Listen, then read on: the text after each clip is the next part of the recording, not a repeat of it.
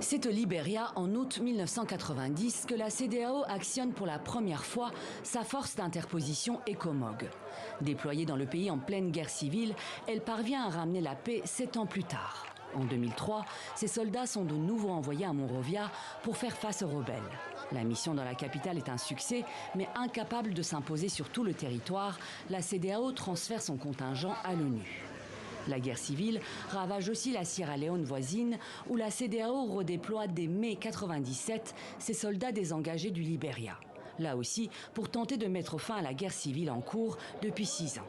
L'ECOMOG chasse la junte militaire, rétablit le président Ahmad Tejan Kaba au pouvoir, bloque une offensive rebelle sur la capitale en 1999, avant de céder la place à l'ONU un an plus tard. Février 1999, c'est au tour de la Guinée-Bissau de faire face à une rébellion sanglante. 600 soldats de l'ECOMOG tentent d'y ramener la paix, mais la force échoue. Les violences reprennent, les rebelles reviennent au pouvoir. La CEDEAO y intervient encore en 2012, pendant 8 ans, après un nouveau coup d'État, puis en 2022, après une autre tentative de putsch. Lorsque la guerre civile embrase la Côte d'Ivoire et scinde le pays en deux, la CEDEAO y dépêche 1300 hommes en avril 2013, tout en appelant l'ONU à agir. L'année d'après, ces hommes intègrent l'ONUCI, l'opération onusienne qui s'achève en 2017. En janvier 2013, lorsque le nord du Mali tombe sous la coupe des djihadistes, la CEDEAO envoie ses soldats pour aider Bamako à reprendre le contrôle.